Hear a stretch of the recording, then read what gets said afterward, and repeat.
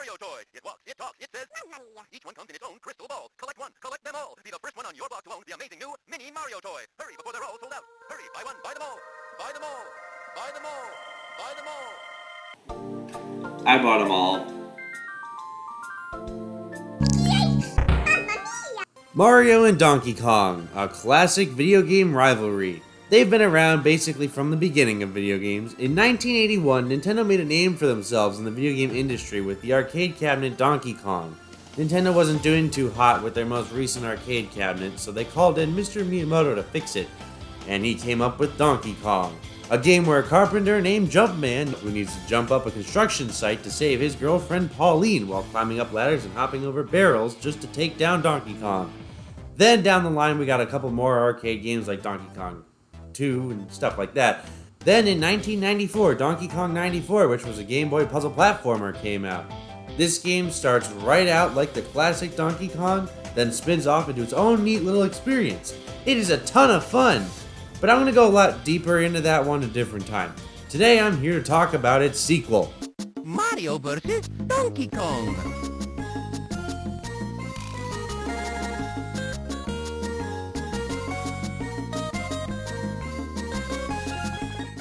This game released on the Game Boy Advance in 2004 as a follow-up to Donkey Kong 94, which this game continues with the puzzle platforming genre. Only this time, it's not Pauline who's in trouble, it's Mario's source of income. The story here is Donkey Kong sees an ad on TV about mini Mario toys saying, "Buy them all." Well, the advertising worked so well, a monkey fell for it. So he went to the Mini Mario store and realized they were all sold out. So he decides to go to the Mario toy factory and steal all the toys from the factory itself. That's when our hero Mario jumps in, but once he realizes that all the Mini Mario toys have been stolen from the factory, which is the only thing keeping the factory open, Mario realized he had no money saved up to fall back on. So he started to let his employees go one by one, until he realized too much profit was lost that day. So he had to shut down the Mini Mario factory. With no source of income, poor Mario had to sell his house and move in with his brother. Well, let's just say, things were all downhill for poor Jumpman after that. It's so sad, you build up your dreams only to have a giant ape knock them right back down. Okay, but in all seriousness, DK does see the TV ad, steals all the Mini Marios and runs off with them. But instead of giving up, Mario being Mario gets up and chases after him, yelling, Oh, yeah, mamma mia.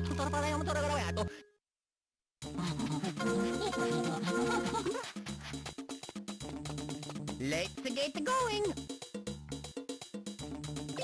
So the first thing you'll notice in this game is it's not your average Mario platformer. Mario controls a bit different than normal. Mario can not only jump, but somersault by running in one direction and flipping the other way and jumping.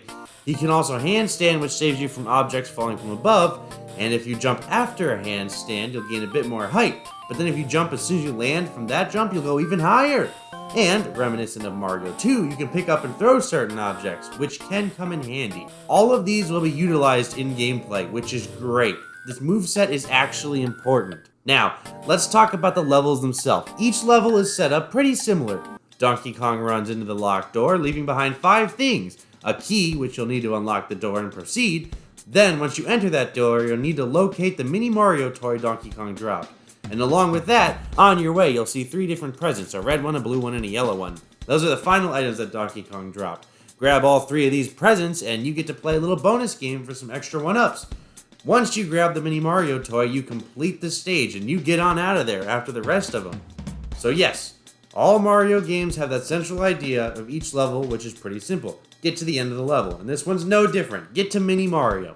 But where this game shines is its level design. This game shifts away from the linear platformer Mario normally is, and instead it plays as a puzzle platformer, which means rather than the difficulty coming from the stage layouts and the obstacles trying to kill you, you have to first find out how to beat the stage and then try to platform your way through the difficulty. It's a pretty sweet change of pace. But that's not all. There's 3 types of stages: the normal stages, the Mini Mario stages, and the boss stage. A Mini Mario stage is going to play out a whole lot differently than the boss stage and the normal stage. The way a Mini Mario stage plays out, you have a whole bunch of Mini Marios. All the ones that you just saved are with you now. They follow you around and you can send them back home in their little toy box. But before they can go home, you have to unlock the box by collecting all 3 letters scattered throughout the stage. Now here's the tricky part. They can't jump near as high as you can, or they can't climb ladders, but they can die. At first glance, Mini Mario dying looks like it may just take points off, but instead it carries over to the boss stage. So when you enter a boss stage, you're thrown up against Donkey Kong in a creative little boss battle. But here's where the Mini Marios come in handy. Depending on how many minis you've saved in the previous level depends on how many lives you have against this boss. So be sure to collect all the minis that you can. What I love about these levels is this is yet another game where you can see Nintendo's level philosophy shine. Nintendo's level philosophy is introduce a new element or idea, learn said element or idea, then put what you learned to the test. And it helps that each level not only introduces a new mechanic, but also shows you how to use it. This game is designed wonderfully. Now let's take a look at the art style. So looking at this game, no, it's not graphically amazing, but you have to remember, not only did it come out in 2004, but it was supposed to be played on a screen this big. As I've said before, I can appreciate nice sprite work so much more than I can appreciate like Nintendo 64 era graphics. And in my opinion, this game looks amazing for the Game Boy Advance.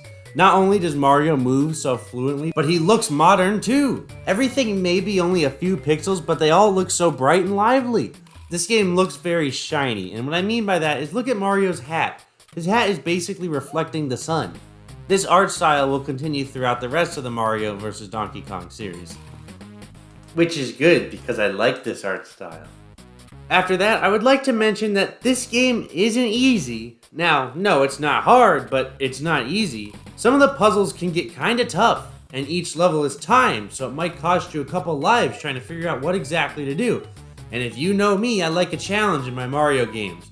What is nice is for those who think game overs are an outdated concept, which isn't me of course, I like game overs. Anyway, what I was saying is this game is full of one-ups, so you won't have to worry about getting a game over. Now I would like to mention, this is not a short game. Unless I'm just bad at the game, it took me forever to beat.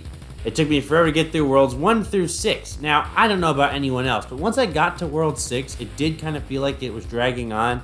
Some of the level ideas, while clever, did start to repeat.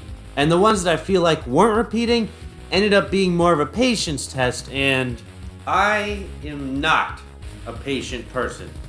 Anyways, as I was saying, once you get to World 6, it kinda drags on a bit. But once completed, you finally get back all the Mini Mario. You're ready to relax, but then Donkey Kong takes the Toads instead. No! So you run after the Toads, and your goal on this final level is to unlock each and every Toad from their little glass prison. Once done so, they bring you a barrel. You grab that barrel, hit Donkey Kong with it, do that a couple more times, and take back Mario's Toy Company. The credits roll, then it cuts to a cutscene. Donkey Kong lands on the Mini Mario truck, knocking the new shipment of Mini Marios free. So Donkey Kong takes the Mini Mario toys and runs into the factory, and yet again, it is your goal to get them back. Now, of course, there's an extra story, and it's kind of the same with a few new things overall. But anyway, Mario vs. Donkey Kong is really well designed. It has a great moveset, great levels, and neat puzzles. But towards World 6, it did feel a bit repetitive, which isn't too bad. Just one of those games that you can't play all at once. Anywho, this was the last of the Mario puzzle platformers, which was a shame, but this series didn't end here. Far from it. It spawned into its own series, starting the Mini Mario series instead. So before I go, we're going to take a look at Mario vs. Donkey Kong 2, March of the Minis.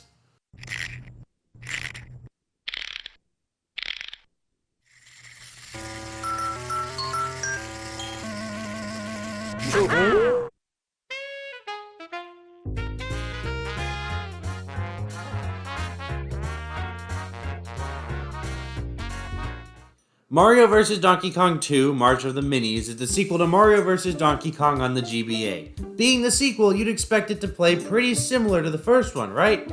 Well, not in this case. This game is going to be completely different than the last one, but we'll get to that. As always, we'll always start with the story, but this time, unlike the last one, we get a fully animated cutscene.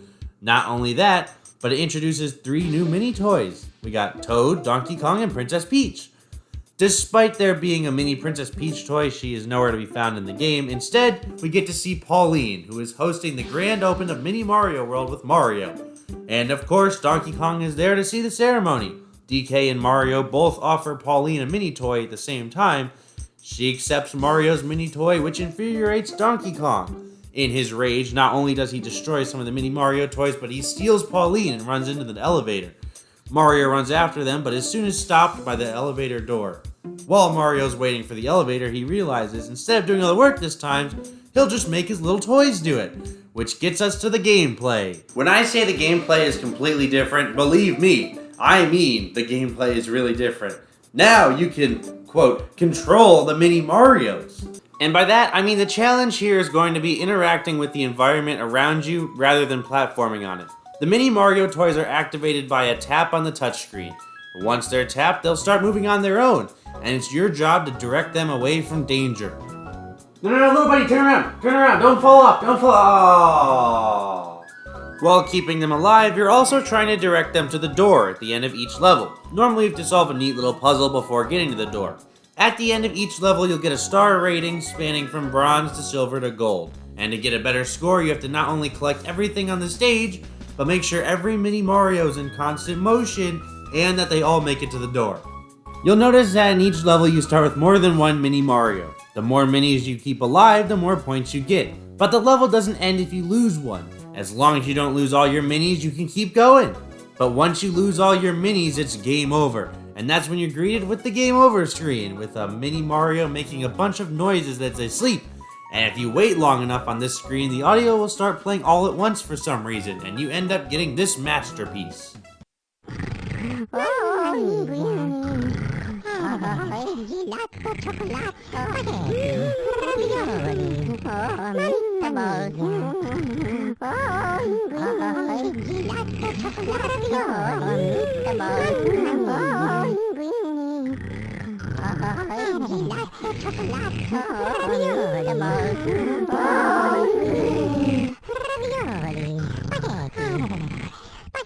Anywho, this game has two types of levels, the normal guide mini Mario to the end of the level and a boss level. A boss level consists of a mini game where depending on how many minis you kept alive during this world depends on how many lives you have.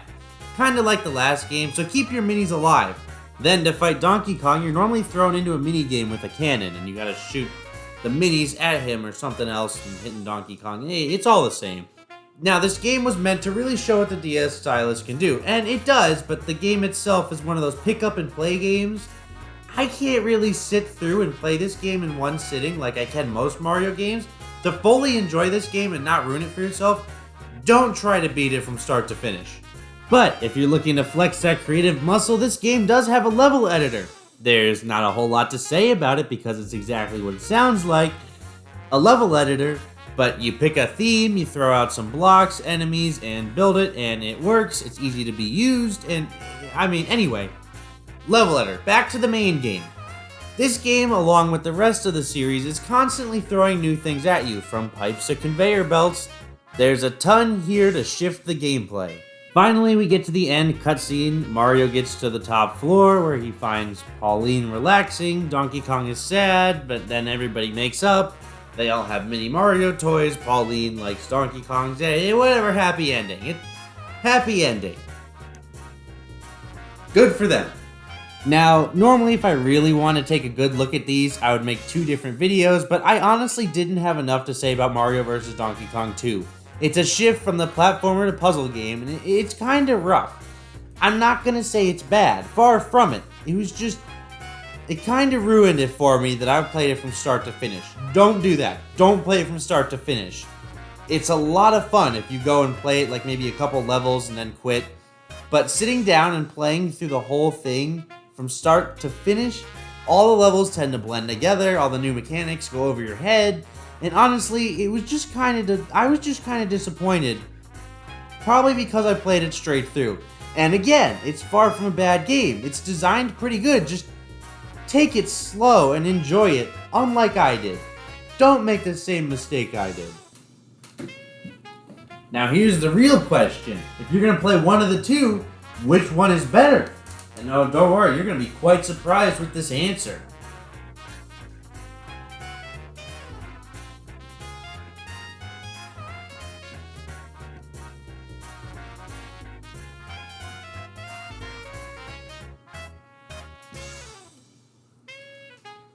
Oh, it sure was tough to put this answer together, but Mario vs. Donkey Kong on the GPA.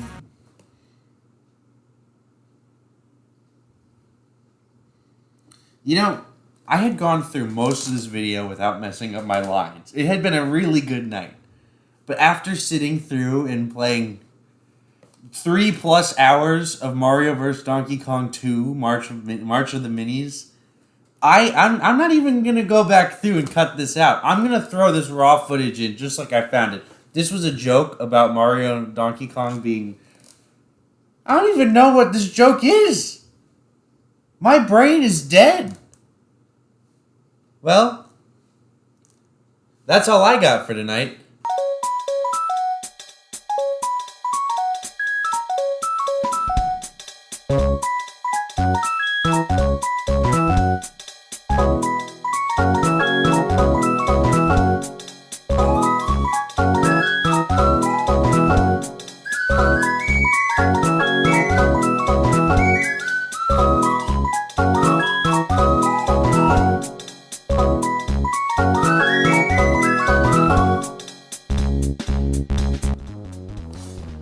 I'm still working on editing, and it's like 10 minutes after I recorded that last scene. I still don't know where I was going with that joke. Anyway, Ethan bought us WarioWare Get It Together earlier today, and I'm gonna do a really quick review. I'll do a full one eventually, maybe. I don't know how I pick review games. Anyway, I'll do a quick one right now.